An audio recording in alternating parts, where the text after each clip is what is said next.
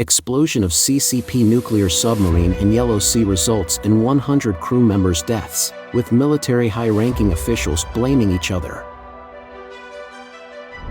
Terrifying, over 70 crocodiles escape from breeding farm in Maoming, Guangdong. Xian hit by sudden torrential rain, street vendors and cars washed away, shopping malls inundated. Is the CCP's terrifying plan about to launch comprehensive? Will history repeat itself? Expert, severe gender imbalance leaves 30 million Chinese men can't find wives. It's all covered in today's China Truths. Explosion of CCP nuclear submarine in Yellow Sea results in 100 crew members' deaths, with military high-ranking officials blaming each other. On August 22, information emerged on the X platform, Twitter, claiming that a Chinese Type 093 nuclear-powered submarine had an underwater accident in the Taiwan Strait, resulting in the tragic loss of all onboard personnel, up to 100 people. However, no country has officially confirmed this incident. On August 31, during a routine press conference, the Chinese Ministry of Defense flatly stated that the rumors were completely untrue. However, Taiwan's Up Media reported on September 8, citing sources in Beijing, that the Chinese Ministry of Defense's statement only refuted the location of the incident and did not imply that no accident had occurred. Additional information revealed that on August 20, the Type 093 nuclear-powered submarine named Chang'e 15, belonging to China's Northern Theater Command, departed from its Qingdao base for underwater weapon testing and trials in the vicinity of the Yellow Sea. Tragically, during the exercise, an ammunition explosion occurred inside the launcher, causing the submarine to sink. It is estimated that approximately 100 crew members were on board, including around 30 officers, and sadly, all lost their lives. Reports suggest that the submarine was originally scheduled to return to its base at the end of August, and the crew members had taken their regular leave at the beginning of this month. However, their families became increasingly concerned when they did not return as expected, leading them to inquire and inadvertently leak the news.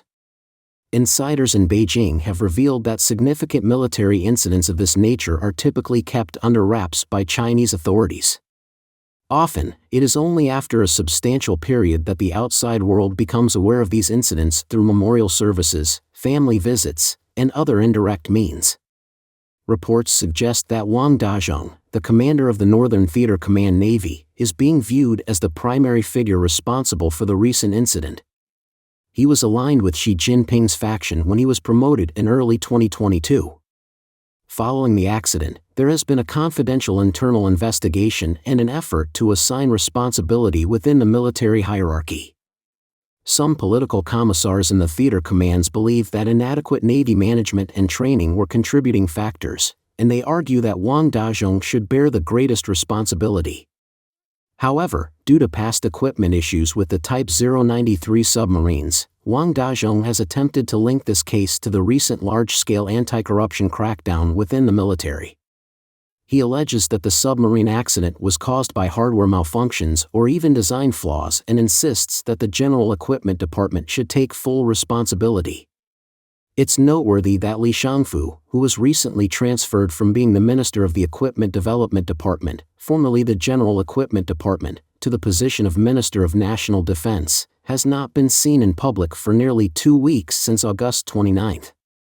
There are rumors circulating on social media platforms suggesting that Li Shangfu has encountered problems. Li has served in senior positions within the Equipment Development Department for 10 years, including a 6-year tenure as its minister. There are reports suggesting that Li Shangfu's situation might be linked to the recently exposed corruption case within the rocket force. On August 29, Vice Chairman of the Central Military Commission, Zhang Yoxia, who had not been seen in public for a long time, presided over an equipment conference for the entire military. He notably mentioned the need to take responsibility for the lives of officers and soldiers, which is also speculated to be related to the nuclear submarine incident. During the BRICS summit in South Africa on August 21, Xi Jinping exhibited various unusual behaviors. Some speculation suggests that Xi Jinping might have been aware of the submarine incident at that time, which could have made him restless and led to his erratic behavior. Terrifying, over 70 crocodiles escape from breeding farm in Maoming, Guangdong. Continuing with the previous information, we have an update on the situation where local residents in Guangdong province found several crocodiles on the streets. It is believed that heavy rain had punctured the protective fence of the Chimelong Crocodile Park in Guangdong, leading to the crocodiles escaping. According to the latest update from NTD-TV, the situation has become even more alarming in Guangdong province, as over 70 crocodiles have escaped from a crocodile breeding farm in Maoming City, due to flooding.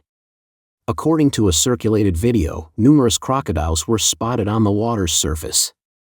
This incident occurred near Pengsuan Lake in Maoming City. The video's caption explained that these crocodiles had escaped from nearby farms and urged local residents to stay away from the water and refrain from fishing. Some villagers also mentioned that they had previously seen crocodiles from nearby farms, with some crocodiles weighing at least 200 pounds. Staff from the Maonan District Emergency Management Bureau have indicated that they are currently managing the situation and utilizing sound equipment to capture the escaped crocodiles. However, the number of escaped crocodiles is relatively high. According to their statistics, there are 69 adult crocodiles and 6 juvenile crocodiles that have escaped, and they are currently in the lake in Pengsuan. They have successfully captured several, but due to the water's depth, capturing crocodiles remains a challenging task. The Bureau advises nearby residents to stay indoors as much as possible. Local militia members on site stated that crocodiles were present in deeper waters, and for safety reasons, these escaped crocodiles would soon be culled. Regarding this matter, Chinese netizens expressed their thoughts, with some noting that it is truly frightening, the most concerning aspect being if the crocodiles escape into rivers or lakes, and expressing surprise that it's not a rumor but an actual event, likening it to a scene from a disaster movie. Xian hit by sudden torrential rain, street vendors and cars washed away, shopping malls inundated. In recent days, various regions in China have been facing continuous heavy rainfall. Aside from the ongoing impact of Typhoon Haikui on South China, the western part of China's autumn rain belt has also been hit by intense rainfall. Before noon on the 11th, some areas within Xian's urban zones, Shaanxi province, received a 1-hour sudden and heavy rainfall leading to severe urban flooding. The Meteorological Bureau issued an orange-level rainfall warning. This marks the 6th major Chinese city to be affected by heavy rain in September. Videos shared by netizens depict the heavy rain causing torrents in certain parts of the city, with manhole covers resembling fountains as water surged through them. The Weizu Old Street was inundated by the heavy rain, resulting in fast-flowing water. Nearby vendors had no time to react and were carried away by the floodwaters. Online videos also depict a shopping mall in Xian being inundated by water. The person recording the video mentioned that water was gushing up from the underground level, continuously rising until the entire mall area became flooded. The water level kept increasing, eventually reaching up to their calves, prompting everyone to evacuate for safety. A netizen from Shaanxi shared, "The rain was exceptionally heavy, and the entire sky took on a yellowish hue, bitter. It felt like the end of the world." Low-lying areas in the city were submerged, and even a supermarket had water pouring in. Shanghai hit by sudden heavy rain, roads turn into rivers, driving resembles sailing. In the afternoon of August 11th, the same day as the sudden heavy rain in Xian, Shanghai also experienced an unexpected and intense downpour, leading to the meteorological station in Pudong New Area, Shanghai, issuing a red-level rainstorm warning at 16:22 on August 11th. This warning indicated a high risk of disasters, including urban waterlogging, farmland flooding, and traffic congestion. A video on Tencent.com shows water accumulation on multiple road sections, turning streets into waterways, making driving akin to sailing.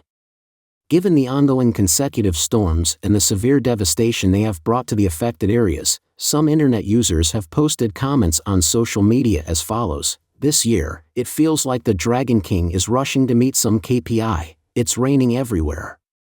This morning, I saw heavy rain in Xian, and just last Friday, Shenzhen and Guangzhou experienced heavy rain, and before that, it was Fujian. Could the rumored ice age be really coming? This year, there seem to be quite a few natural disasters, with several places experiencing heavy rain one after another. This year's rainfall feels like some form of punishment. Guangxi Yulin's rain disaster provokes public anger as CCP suppresses news. From September 10 to 11, several local netizens in Guangxi posted videos on the mainland's Douyin platform, stating that Yulin, Guangxi, experienced continuous heavy rain for 3 days and 3 nights. In one night, Bobai County turned into a vast sea, with water flooding up to the second floor, but no rescue teams were seen. Videos posted online showed that houses in Bobai County submerged, streets turned into waterways, and water levels reaching above the car roofs. Several electric vehicles were swept away by the flood. On the 11th, Yulin City Meteorological Observatory issued a red rainstorm warning signal, and landslides and flooding occurred in some villages and towns in Luchuan and Bobai. According to the Office of Flood Control and Drought Relief Command in Guangxi, a major flood event occurred in the river section of Bobai County along the Nanlu River, which is a once-in-over-20 years event. It wasn't until September 11 that the official Chinese media, Xinhua News Agency, reported that Yulin had experienced extremely heavy rain, with multiple landslides, resulting in 7 deaths and 3 missing persons. One netizen shared that it's the first flood they've witnessed in their hometown of Bobai Town. They described how the flood submerged the low houses, swallowed cars, and devoured crops, creating a scene reminiscent of an ocean. They expressed hope for the heavy rain to cease and for the safety of everyone in their hometown. Some netizens were surprised that they learned about the Bobai flood through news of an earthquake in Morocco, despite the devastating impact on their fellow citizens' homes. Is the CCP's terrifying plan about to launch comprehensive? Will history repeat itself? Recently, there has been a lot of online chatter in mainland China about the imminent launch of the One Village, One Canteen plan in rural areas across the country. According to these reports, the plan aims to provide economically affordable dining services for rural residents, with meal prices as low as 3 to 5 yuan per meal. Some sources even mention not only the One Village, One Canteen initiative but also a One Village, One Nursing Home program. Upon investigation by reporters from Apollo News, it's clear that the Chinese Communist Party, CCP, propaganda apparatus has significantly ramped up its promotion of these canteens. For instance, on July 27, the People's Daily featured an article on the Xiashantang Elderly Canteen in Jiangjiachida Village, Fenghua District, Ningbo City, Zhejiang Province. A more recent article on September 7 began with the line, "Let's go to the canteen." At mealtime, Duan Feng invited a few old friends to walk into the community canteen together. The article bore the title "The Concept of the People's City paints a picture of a happy city," clearly indicating that the CCP is aggressively promoting these canteens as part of its overarching concept.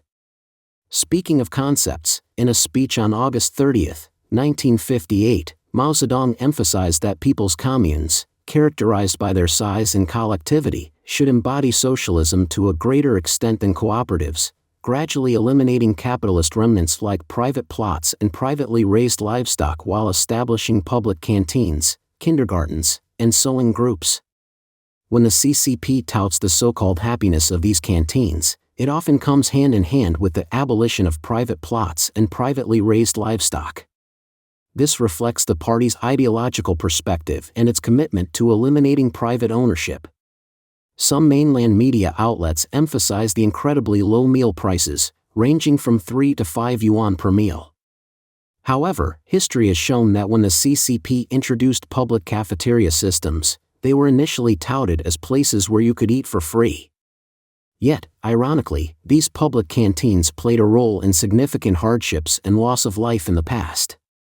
Former Xinhua News Agency senior journalist Yang Jisheng, in his book Tombstone, A Comprehensive Account of the Great Chinese Famine During the Great Leap Forward, said, "The process of establishing public canteens is the process of eliminating families and also the process of plundering farmers.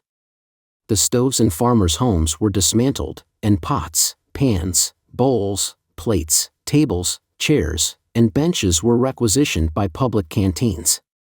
Grain and firewood were centralized in the canteens, and livestock and poultry were also raised in the canteens. Wild vegetables dug by the members had to be turned over to the canteens. In some places, apart from public canteens, household chimneys were not allowed to emit smoke. The most significant harm of public canteens is to implement the dictatorship of the proletariat in everyone's stomach. In rural areas, the so-called dictatorship of the proletariat is, in reality, the dictatorship of cadres. Whoever holds a higher position can dictate the subjects under their jurisdiction. After establishing public canteens, the head of the production brigade becomes the head of the canteen, and whoever disobeys him will not get to eat. Establishing public canteens actually means that farmers hand over their spoons to the leaders, which is equivalent to surrendering their right to survive. Farmers lose their spoons, and they lose their right to survive. Some might wonder why they didn't go to private restaurants. During the period of cutting off the capitalist tail, there were no private businesses in all of China. Not only were individual restaurants gone, but even those who repaired shoes or cut hair had to form cooperatives. It wasn't until April 1979, when the State Council of the CCP approved the report on the Conference of Directors of the National Administration for Industry and Commerce, that the idea of restoring and developing individual economic activities was first proposed. The book How the Spectre of Communism is Ruling Our World, a special publication from the Epoch Times, points out the primary problem with public ownership. If we say that private ownership is inseparable from freedom, then public ownership is inseparable from compulsion and totalitarianism. Public ownership consolidates all resources under state control, effectively depriving the people of the economic conditions they need to survive. It turns everyone into subjects and slaves of the state. Everyone must obey the party's commands, and any thoughts or voices that deviate from the regime can easily be silenced through economic penalties. People have no means to resist state interference and enslavement. Consequently, abolishing private property and establishing public ownership will inevitably lead to political totalitarianism. It serves as the chains that the communist devil tightly fastens around the necks of the people. As a result, individuals lose their freedom entirely, particularly the freedom to do good, and are forced to conform to the wicked moral standards set by the communist government. Some argue that power should not be privately held, and property should not be publicly owned, as otherwise, humanity will open the door to catastrophe. These words are true. Expert: severe gender imbalance leaves 30 million Chinese men can't find wives. The CCP has implemented the one-child policy for several decades, resulting in a severe gender imbalance in China's birth population. Yuan Xian, the vice president of the China Population Association and a professor at Nankai University, recently stated that China's gender imbalance in the birth population, which has persisted for about 40 years, has led to many young people being involuntarily single, with over 30 million mainland Chinese men unable to find Chinese wives. According to a report by the Economic Observer on September 11, Yuan Xian explained that it is now an established fact that millions of Chinese men lack suitable age women for marriage. The gender imbalance in the birth population, caused by a high gender ratio at birth, has led to an imbalance in the number of people of marriageable age for both men and women, and this societal issue has begun to manifest itself. In the backdrop of this issue, social phenomena and problems such as marriage pressure, a decrease in the number of marriages, an increase in singlehood, and rising divorce rates have gradually emerged. Addressing this gender imbalance in society is imperative. Since the 1980s, as the one-child policy was extensively implemented by the CCP, the birth-gender ratio in China has continued to rise. The deeply ingrained concept of valuing boys over girls persists in the minds of some Chinese people. In such societal conditions, the negative impact of the one-child policy is the imbalance in the male-to-female ratio within the population. This imbalance creates two main issues as people reach marriageable age: heightened competition in the marriage market, with increased dowries and selectivity, and rising marriage costs. Additionally, it challenges the stability of post-marriage households, potentially increasing divorce rates. Gender imbalance can also lead to social security and criminal issues, impacting social stability. As people age without descendants or spouses, it adds complexity and pressure to elderly care.